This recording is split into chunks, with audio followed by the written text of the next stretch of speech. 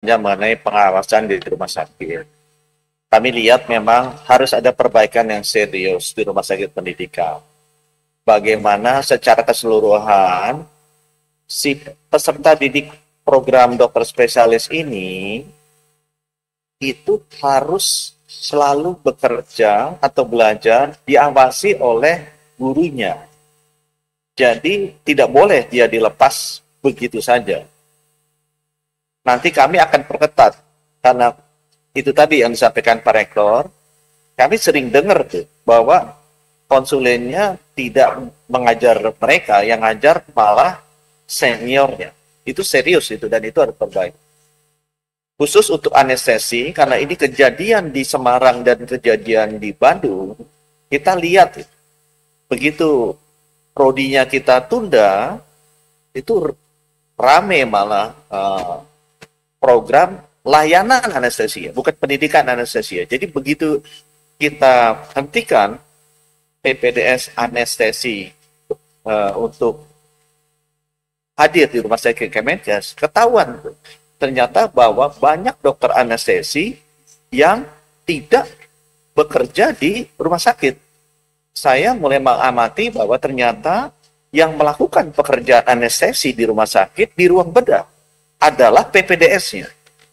Dan ini bukan hanya buruk untuk pendidikan, ini sangat buruk untuk patient safety. Dan ini kejadian ini terjadi. Ya, jadi saya serius akan memperbaiki cara kerja dokter-dokter anestesi bahwa di seluruh dunia demi pasien safety, sejak pasien masuk ruang operasi sampai keluar, itu dokter anestesia harus selalu ada di situ. Ya, karena kalau terjadi apa-apa, pasiennya bisa celaka. Di Indonesia ternyata prakteknya banyak yang keluar, begitu sudah tidur, langsung keluar itu dokter anestesinya.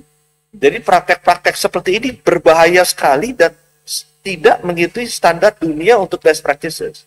Ini ketahuan pada saat kita bekukan sementara itu prodi anestesi di Rumah Sakit Karyadi dan Rumah Sakit Hasan Sadikin. Dan saya dengar ini terjadi hampir di seluruh rumah sakit pendidikan.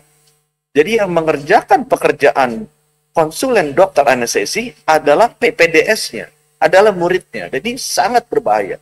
Jadi saya akan sangat serius memperbaiki pengawasan baik dari kerja dan jangan sampai si dokter PPDS ini bekerja secara berlebihan dan dia tidak dibayar. Yang dibayar tetap dokter anestesinya, tapi yang kerja itu PPDS-nya. Jadi praktek-praktek seperti ini nanti akan secara keras kita perbaiki agar dokter anestesinya lah yang harusnya bekerja, PPDS-nya melihat dia bekerja, atau kalau pun PPDS-nya diberikan kesempatan hands-on, harus ada dokter anestesinya di sana.